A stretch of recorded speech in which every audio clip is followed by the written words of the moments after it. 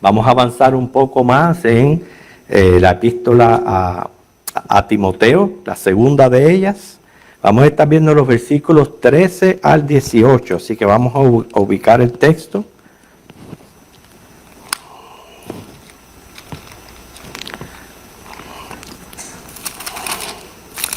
Segunda de Timoteo 1, 13 al 18. Permítanme.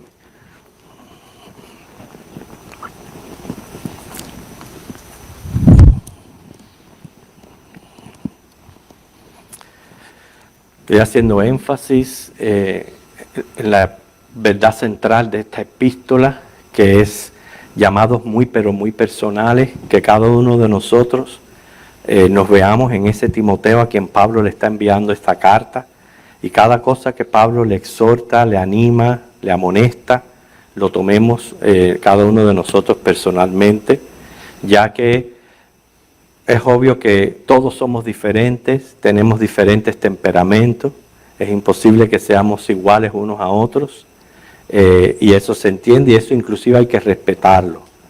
Pero a la hora de el carácter cristiano, yo creo que eso sí debe de ser en común, y debemos de proyectar la espiritualidad y la cristiandad del nombre que representamos. Vamos a ver los versículos 13 al 18. Dice: retén la forma de las sanas palabras que de mí oíste, en la fe y amor que es en Cristo Jesús. Guarda el buen depósito por el Espíritu Santo que mora en nosotros. Ya sabéis esto, que me abandonaron todos los que están en Asia, de los cuales son Figelo y Hermógenes. Tenga el Señor misericordia de la casa de Onesíforo, porque muchas veces me confortó y no se avergonzó de mis cadenas, sino que cuando estuvo en Roma me buscó solícitamente y me halló.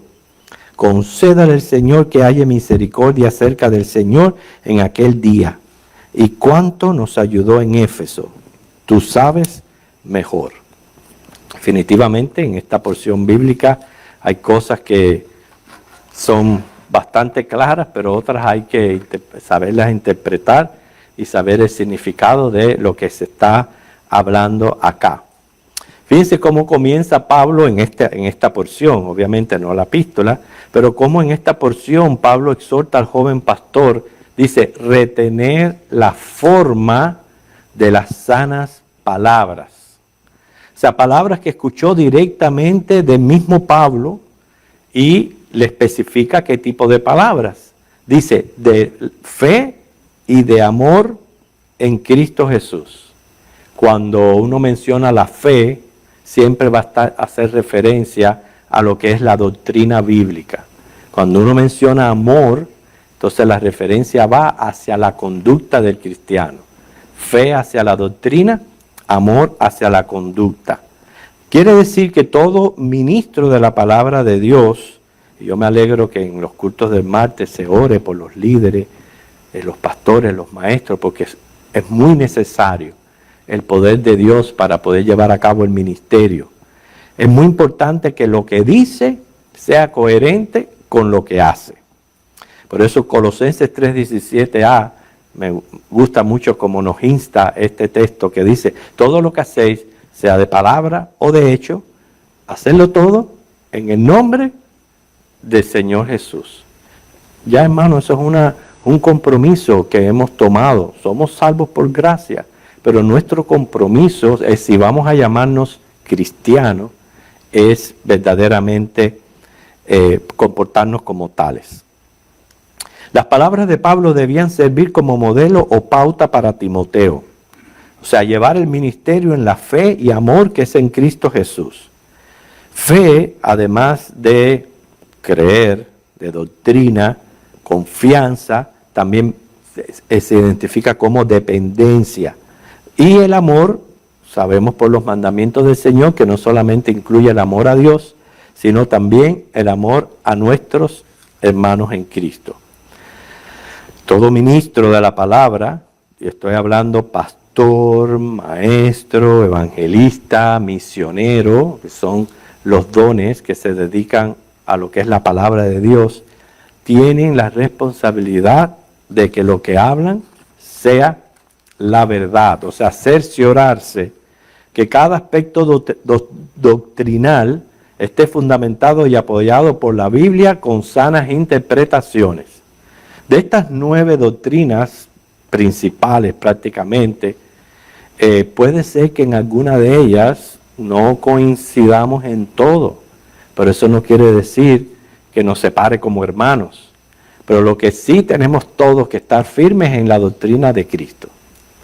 El concepto correcto de su persona y el concepto correcto de su misión. Eso es lo que nos une como cristianos, porque esa es la roca en la que Cristo está edificando su iglesia. El saber que Cristo es Dios, hombre, y que es el único Salvador y también único mediador. De toda la doctrina, eso es lo más importante, pero no quiere decir que no le demos importancia o que no nos esforcemos en interpretar correctamente el resto de las 8 doctrinas. Sí, el trabajo del ministro, del líder, del maestro es grande, por eso mi hermana Yané oraba mencionando a Santiago 3:1, que dice la palabra de Dios: no os hagáis muchos de vosotros maestros, sabiendo que recibirán mayor condenación. No quiere decir que entonces tengamos que desechar a todos los maestros, porque no es posible. ¿Quién va a enseñar? Pero cada maestro va a estar capacitado por el Espíritu Santo y va a poder llevar a cabo su ministerio de enseñanza. Ahora, la advertencia de Santiago es que si usted sabe que usted no ha sido llamado para este ministerio, no se meta. Va a recibir peor condenación, y más cuando no está capacitado por el Espíritu Santo. ¿Saben por qué esto es tan importante? Lo menciono una y otra vez. Las personas nos prestan sus mentes. Miren qué cosa tan tremenda. Como una esponja que va a chuparse todo el agua. Así están las mentes de ustedes, escuchando, y eso está entrando por su mente, está impactando el corazón y también la voluntad del individuo. Por eso es que es tan importante, porque estamos hablando aquí de almas. ¿Okay? Casi siempre el discípulo quiere ser como su maestro. Terminan pensando, actuando, hablando como el maestro. Es por eso que es una tremenda responsabilidad que tenemos nosotros. Amor es otra de las responsabilidades y tiene que ver con conducta, y es la manera de tratar a las personas siempre mostrando el fruto del Espíritu Santo. Lidiar con personas, ustedes mismos saben que no es fácil. Por lo que dije anteriormente, somos diferentes temperamentos, diferentes maneras de pensar, de asimilar las cosas, de reaccionar. Inclusive, más en este país, donde entonces una de las diferencias que hay que tener en cuenta son las etnias. Diferentes idiomas, diferentes maneras o hábitos en sus países, etc. Y todo eso nos une el Señor en una iglesia. Por eso es un verdadero milagro. En serio, es un verdadero milagro la unión de una iglesia entre tanta diversidad. Pero es por eso que siempre tenemos que mostrar el fruto del Espíritu, que es amor. Ahora, hay algo aquí que es lo que yo decía al principio, que necesitamos interpretar correctamente, y cuando leemos el pasaje, quizás usted mismo se dijo, ¿qué querrá decir eso? Buen depósito. ¿No le llamó la curiosidad de saber a qué se refería por buen depósito? Dice, por el Espíritu Santo que mora en vosotros. Ese es el versículo 14. Bueno, bien sencillo. Por depósito se refiere al Evangelio. Y eso muchos de los comentaristas están de acuerdo, que lo que se está refiriendo es al Evangelio. Es como si el Señor depositara en nuestras mentes, en nuestro cuerpo, la esencia de la verdad del Evangelio que hemos creído. Y la esencia del Evangelio, hermanos, que somos salvos por gracia por medio de la fe. Efesios 2, 8 y 9. Y también que esto nos da una total seguridad de salvación. Por eso es guardado en la mente y en el corazón y crea convicción. Por eso se le llama depósito, un buen depósito. ¿Por qué? Porque esa palabra ha entrado a nuestras vidas y ha provocado una convicción, que es lo que nos ha llevado a Cristo Jesús. ¿Por qué por el Espíritu Santo? Bueno, porque somos su templo y porque claramente eso lo atestigua Juan 16:13, que el Espíritu Santo es quien nos guía a toda verdad. Él es el que nos convence de lo que tenemos que creer y nos guía a toda verdad. Por eso no podemos llamar a tantas personas que están involucradas en sectas cristianas, incluyendo católicos, no le podemos llamar hermanos. ¿Por qué? Porque ellos profesan una doctrina completamente diferente a lo que es la verdad bíblica. Por tanto, no están siendo guiados por el Espíritu Santo. Y si no están siendo guiados por el Espíritu Santo, es porque no son salvos. Dios les puede salvar a toda esa magnitud de personas, pero los tiene que sacar de esos lugares y traerlos a Cristo y traerlos a la verdadera fe. Por eso es que esto viene a ser un depósito. La verdad de este depósito, de ser salvos por gracia por medio de la fe en un sacrificio perfecto que fue hecho una sola vez y para siempre. Por eso dice guardar el depósito. Guardar quiere decir que mantengamos la esencia, la pureza, que no lo adulteremos. O sea, no le debemos añadir ni tratar de mejorarlo. ¿Ven? Entonces, ahora explico que eso es lo que hace el católico con sus sacramentos. Le añade a un sacrificio que fue perfecto y que es eficaz, ellos le añaden sacramentos para entonces ganarse el cielo. Fíjate, son conceptos completamente contrarios a lo que dice la palabra del Señor. Pero tenemos que también mencionar al arminiano cuando trata de autojustificarse, restándole eficacia al sacrificio de Cristo. Y el calvinista, porque restringe y limita el sacrificio de Cristo. Fíjense todo eso, hermanos. Por eso tenemos que guardar la esencia del Evangelio puro en nuestra mente y nuestro corazón. Pablo estaba consciente del gran abandono de fe que amenazaba a la iglesia. Por eso Timoteo es amonestado a mantenerse fiel a la palabra de Dios y a no hacerlo en sus propias fuerzas, sino que el Espíritu Santo iba a suplir todo lo necesario. Teniendo en mente nuestra finitud, nuestros límites, la influencia que hay alrededor, no es menos cierto, hermano, que siempre tenemos que estarnos encomendando al Espíritu Santo para que nos dé sabiduría y nos guíe siempre que estamos estudiando la palabra de Dios. Fíjense que otra manera de entender este depósito viene de una figura financiera que implicaba un cuidado extremo y la necesidad de ser un buen administrador. Más bien como los depósitos que hacemos en nuestras cuentas de banco. Es la idea.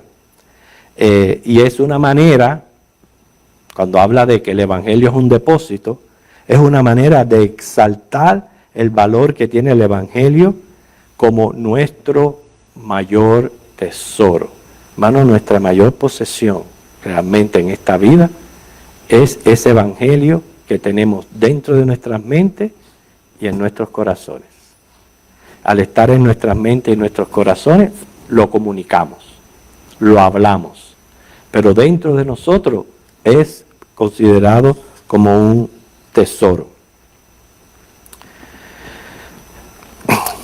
Por eso era usada comúnmente por los maestros que deseaban transmitir las enseñanzas a sus discípulos. Es en este sentido que el ministro se cerciora de predicar un evangelio impecable. ¿Por qué? Se trata de la vida eterna o condenación de almas. Eso es algo muy serio. Muy, pero muy serio. Todas esas líderes de todas esas sectas van a tener que enfrentarse al juicio de Dios y van a tener que dar razón por haber estado guiando a tanta gente con tantas mentiras. Es por eso que esto es tan importante. Dice Romanos 10:17, que la fe viene por el oír y el oír por la palabra de Dios.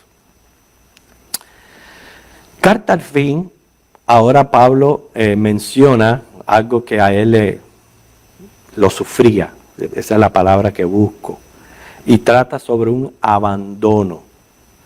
O sea, abandono dice de los que estaban en Asia y específicamente menciona a dos personas, Figelo y Hermógenes. Puede que le abandonaron porque temían por su seguridad. Recuerden que estamos mencionando la persecución que se levantó en esos días, que era una persecución bastante severa. Y puede ser que abandonaron a Pablo porque temían. El gobierno romano vigilaba en busca de los que tratasen de propagar la fe cristiana. Y el apóstol Pablo era uno de los más conocidos como representante del cristianismo.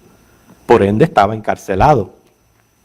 Y que cualquiera que lo contactara públicamente sería marcado como simpatizante de la causa. Así que puede ser que no esté implicando aquí un abandono al Señor o a la iglesia. No es lo que está implicando, no lo dice exactamente. Pero no deja de ser un acto de cobardía, de infidelidad, abandonar a Pablo en esa hora tan crítica. Asia era la provincia romana que abarcaba la parte occidental de lo que ahora se llama Asia Menor, o sea, Turquía. Y estos hombres fueron de gran decepción para Pablo y eran muy bien conocidos de Timoteo. Figelo, su nombre significa fugitivo. Ya no se sabe más nada de este hombre ni las razones por las que se habla así de él.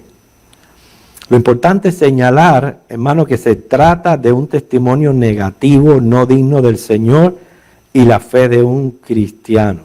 ¿Usted se imagina aparecer en las páginas de la Biblia como un caso negativo? Qué triste, ¿verdad? Y es por eso yo les decía, hermano, esto hay que llevarlo a niveles personales, porque cada uno de nosotros tenemos nuestras convicciones, nuestra fe, pero nos proyectamos. Y tarde o temprano dejamos saber lo que somos, lo que creemos. Y espero que nosotros nos preocupemos por estar proyectando un testimonio positivo en lugar de negativo. Porque es muy triste y ha pasado, lo hemos tenido en medio nuestro, que han dado testimonios negativos y es lo que queda en la mente de las personas. Se dice que cuando uno pierde la honra, es lo más difícil de recuperar entre los hombres, porque para Dios no es imposible. Dios puede restaurar la vida de un ser humano, pero entre los hombres, muy difícil cuando uno pierde la honra, el recuperarla. Por eso que es triste aparecer de esta manera en las páginas de la Biblia. Otro que aparece es Hermógenes, su nombre significa nacido de Hermes. También abandonó a Pablo. Repito, no estamos hablando aquí que se hayan convertido en apóstatas, porque el texto no lo dice. Pero, de igual manera, no especifica por qué causaron decepción. O sea, puede ser, y es especulación, que como fue encarcelado, se hayan atemorizado que les pudiera ocurrir lo mismo. ¿Okay? Recuerden, cuando comenzó la persecución a la iglesia, muchos abandonaron la fe desertando. Eso sí fue un fenómeno tremendo que tuvo la iglesia que combatir. Una vez Constantino oficializó el cristianismo, hubo quienes quisieron regresar después de haber desertado de la iglesia. Quisieron desertar, inclusive tuvieron que hacer concilio para deducir o decidir qué hacer con esas personas que habían abandonado el cristianismo y ahora querían regresar porque ya estaban fuera de peligro. Sí, hermano, en esta carrera nos vamos a tropezar con gente como ellos. Estoy hablando a nivel de congregación. Nos van a causar eso, decepción, tristeza, nos van a abandonar por X razón. Y esto lo sufrimos, ¿por qué? Porque somos familia en Cristo y nos amamos. Y cuando una persona se comporta de esta manera y nos abandona, es obvio que nos cause dolor, tristeza y decepción. ¿Ok? Pero hay que seguir adelante con nuestra mirada puesta en Jesucristo, porque Él sí nunca nos decepcionará. Y por eso quisiera leer Jeremías, versículo 17.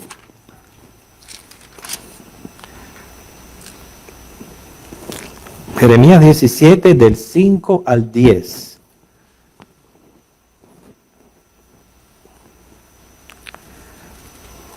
Recuerden, van a suceder a nuestro alrededor ejemplos, causas, situaciones negativos, decepcionantes, que van a abandonarnos, pero lo vamos a sufrir, pero no podemos permitir que nos llegue a afectar en nuestra fe y en nuestra decisión, porque mis ojos están en Cristo y Él no nos abandona.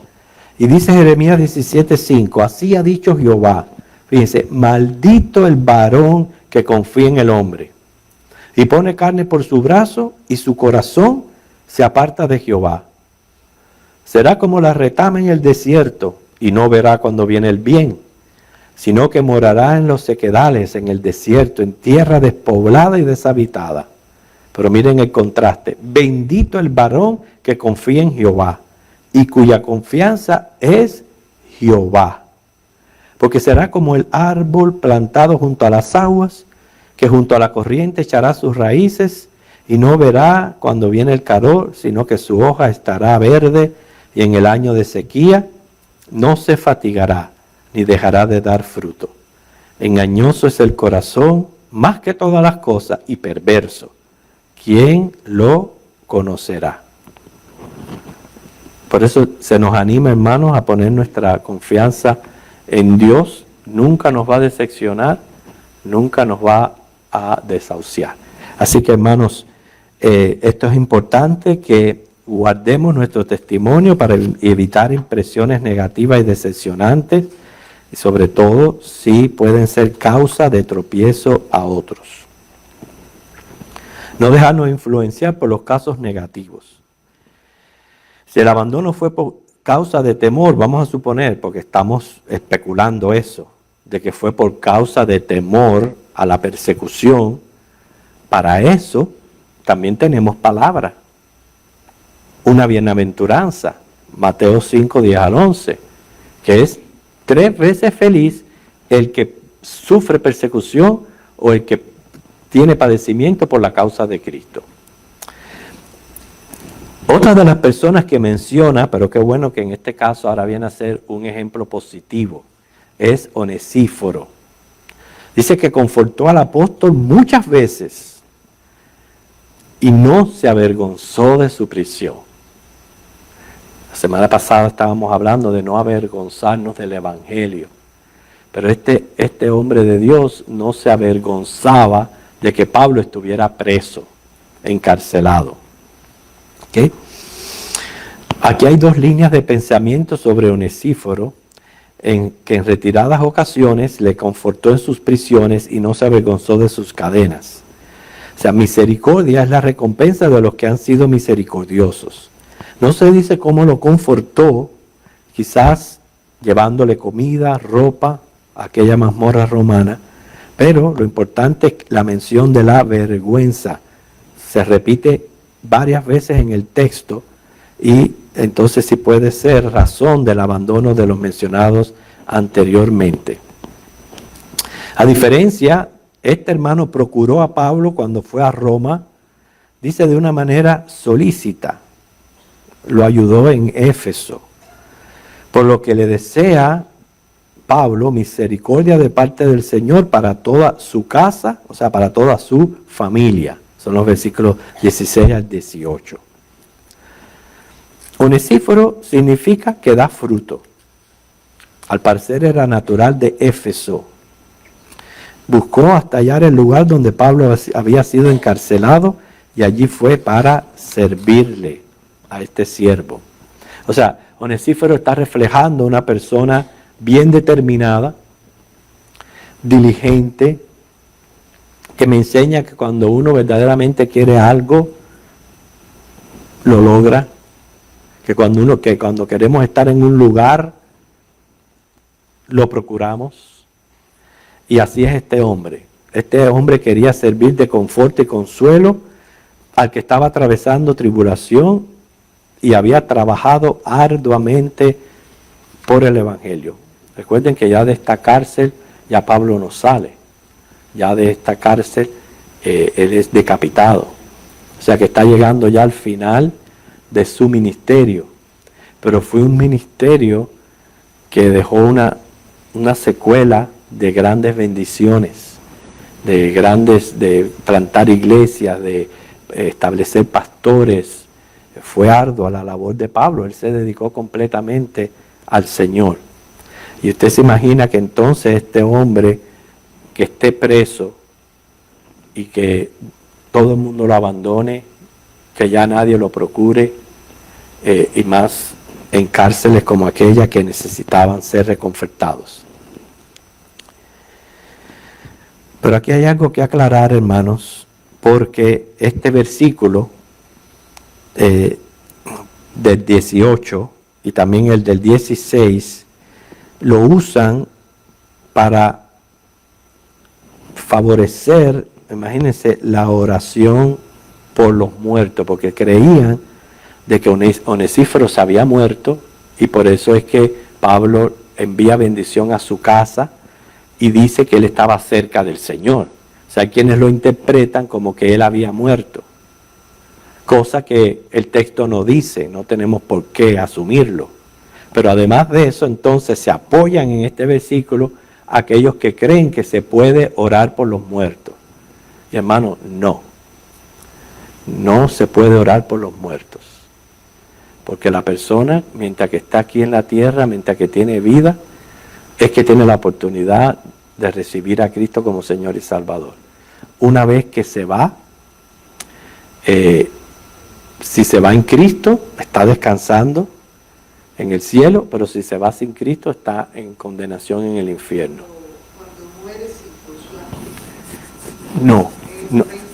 No debemos orar por las personas, ni por sus almas, ni por nada.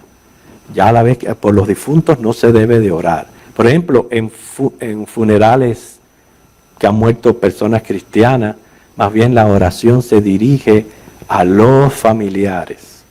Se puede hablar de dar un buen testimonio del hermano y hablar de la resurrección, de las promesas que tenemos en el cielo, pero ya orar por esa alma, ya no. Ya, es que no hay más nada que hacer. Si está en Cristo, no necesita oración, porque está descansando en su presencia. Si está en condenación, ya de ahí no puede salir nadie, ni nadie lo va a sacar por oraciones. Por eso te digo que esas misas católicas no tienen absolutamente ningún propósito ni objetivo y no son bíblicas. No podemos ni orar, ni bautizarnos por otras personas. Me refiero en caso de muertos. Pero bueno, ya saben que este caso de Onesíforo, cuando dice el texto que él está cerca del Señor y le envía bendición a su casa, que creen que había muerto, es el que usan muchos para apoyar esa práctica de orar por los muertos. Dice el comentario de William McDonough, este versículo ha sido usado mal para apoyar las oraciones por los difuntos. Onesíforo había muerto cuando esto se escribió y Pablo pedía que Dios le mostrase misericordia. No hay la más vaga indicación de que Onesíforo hubiese muerto. Los proponentes de esta idea se aferran a un clavo ardiendo para apoyar una práctica antibíblica. Cuando Onesíforo estuvo en Roma, tenía al menos 3 vías de actuación. Primero, podría haber evitado todo contacto con los cristianos. Segundo, podría haberse encontrado con los creyentes en secreto. Tercero, podría haberse puesto abiertamente al peligro visitando a Pablo en la cárcel. Y esto lo pondría directamente en contacto con las autoridades romanas. La fama de Onesíforo fue escoger la última opción. Él buscó a Pablo solícitamente y le halló sin que se avergonzara de eso y sin prácticamente desafiando a las autoridades romanas, porque lo que quería era servir al siervo de Dios. Por eso Pablo ruega que reciba misericordia. El recibir misericordia implica recompensa. ¿Cuándo? En el día del juicio, cuando compadezcamos ante el tribunal de Cristo y cuando se den las recompensas o seamos remunerados por todo lo que hemos hecho aquí en la tierra. Por eso, hermanos, estamos ante dos casos, uno negativo, otro positivo. Yo espero que nosotros escojamos dar un testimonio positivo acerca de nuestra fe. Y además tener el ejemplo de Onesíforo, cuán diligente era en servir al Señor y a sus siervos. Y saber, hermanos, que los días están pasando muy rápido. Estamos increíblemente a mediados de año ya. Pero quiere decir que con cada sol que se pone, también se van las oportunidades que nosotros tenemos de servir, de ejercer nuestros dones, de ejercer nuestros talentos y de servir a los demás. Porque servir a los demás es servir a Dios y a Cristo. El mismo Señor dijo que si un vaso de agua diéramos a uno de sus siervos, sería recompensado en el cielo. Va a llegar el momento, créanlo o no, que vamos a ser arrebatados y nos vamos a ver ante Cristo en ese tribunal. Y van a comenzar las remuneraciones. No puedo ni especular la manera como eso va a suceder, porque estamos hablando de quizás un número incontable de creyentes de todas las épocas, de todos los siglos. Pero sí se va a sentir muy feo el que por gracia estemos allí y no hayamos hecho absolutamente nada por el establecimiento del glorioso reino de los cielos. Por tanto, hermanos, si usted, el Señor le ha llamado a algún ministerio particular, algún área, como dice, me gusta mucho como dicen los mexicanos, échele ganas. ¿Por qué? Porque este es el momento de trabajar para el Señor. Yo sé que puede ser que a veces suframos cansancios, pero no, hay que avivarse, hay que animarse, hay que seguir adelante, porque lo que estamos haciendo es enviando nuestros tesoros al cielo. Aprendimos también de lo que es el buen depósito. Ya sabemos que el buen depósito se refiere al Evangelio que está siendo guardado en nuestra mente y nuestro corazón, y es nuestro mayor tesoro aquí en la tierra. Así que, hermanos, la semana que viene vamos a seguir avanzando en el estudio.